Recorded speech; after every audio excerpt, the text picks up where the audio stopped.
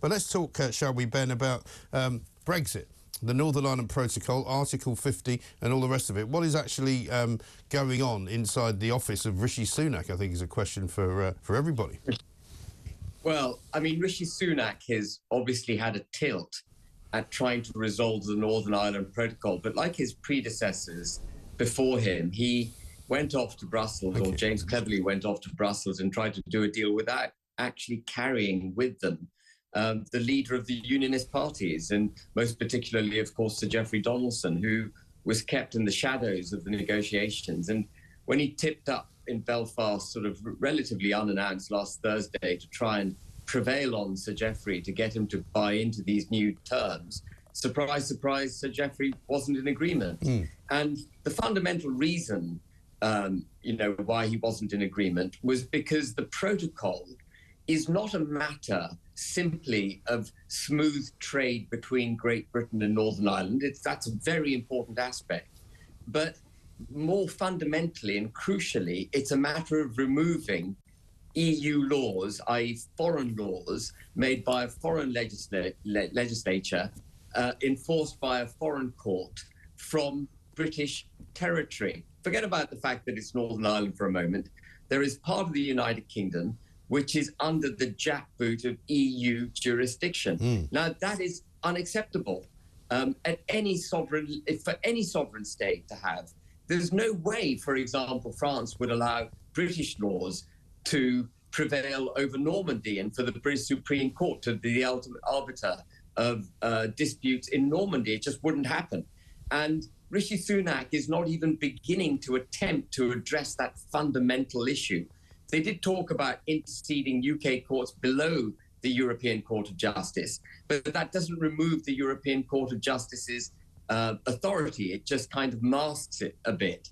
So without that fundamental change, without the ECJ and EU laws being removed from Northern Ireland, in other words, Northern Ireland being taken out of the jurisdiction of the EU, without that change, no deal will be acceptable to any self-respecting, proud British citizen, let alone, of course, the unionists who are perhaps the proudest of the lot in the country. Yeah.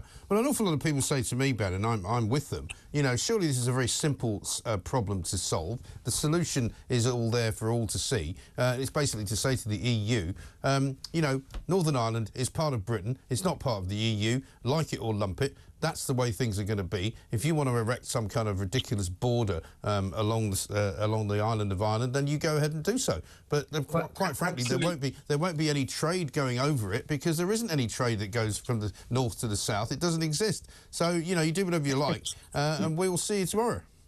Well, you're absolutely right, Mike. There is a bit of trade, but you're right. It's less than 1% of the trade between the UK and the EU. Yeah. And that was our position at the beginning. And then for some reason, we bought this ridiculous narrative that having a customs border where the border already exists between two different countries, two different currencies, two different tax rates, having a customs border there would suddenly equate to going back to the troubles of the 1970s. Yeah. And it was a complete weaponization of the border issue by Remainers, by the EU, by the Republic of Ireland, in order to prevail in holding the UK in check, preventing us from genuinely Brexiting. And if we try to deviate now, what they've got their claws into is Northern Ireland. And they'll rip Northern Ireland out of the United Kingdom as the price of Brexit. And so we have this invidious choice between aligning the entire UK with the EU, in other words, neutering Brexit, or giving up on Northern Ireland. But as you rightly say, Mike, neither should be acceptable to any British government. They should tell the EU to get themselves out of Northern Ireland. The border is where it is, where the Good Friday Agreement recognises the border to be.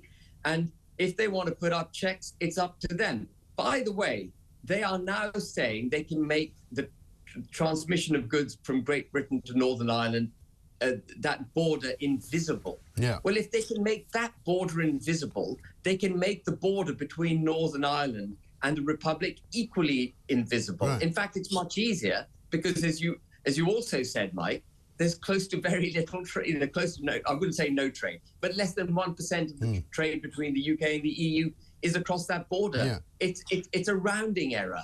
It's not a big deal. And they've weaponized it. And I want to keep using the word weaponized because that's how they did it. They threatened the IRA would be back in action if we put a customs border on that, where the border is between Northern Ireland and the Republic. And we gave into that. We should never have given into that. Because it was a shameful threat, it was a meaningless threat, and it was never, ever going to come to fruition. I mean, my experience of Ireland is that the only reason people cross the border backwards and forwards on a regular basis is because they work in the north and they domicile themselves in the south to pay a lot less tax, and it works rather well for them. But that's what's basically going on. There's not very much of anything else across border happening at all. Well, I mean, there's some, milk and dairy products. That's the main stuff that they do. But you're so right that it should never have been allowed to get out of hand. Valio Varadkar took a photograph of a bombed-out customs post from 1972 to an EU summit. Everyone latched onto it. And Theresa May, frankly, saw it as an opportunity to keep the entire United Kingdom aligned with the EU. And Boris Johnson, sadly, didn't have the courage, wherewithal, foresight, an ability to ditch that narrative. And Boris Johnson, I'm afraid, is the one to blame, because he had an 80-seat majority. He could have dealt with it. He didn't do it. Rishi Sunak technically has a 75 or 76-seat majority, but Rishi Sunak has a party that's riven with division. The Conservative Party cannot act as one entity at the moment. As we've seen in the last 24 hours, Liz Truss is speaking out against Sunak. Boris Johnson is speaking out against Sunak. Theresa May has her own following. That 75, 76-seat majority is illusory. Right. If Sunak tries to bring a deal through Parliament on the Northern Ireland Protocol, it will be defeated by the Conservative Party. He might get it through with Labour Party support, but can you imagine a Conservative Party Prime Minister having to rely on the Labour Party to get legislation through when he's already got a 75-seat majority?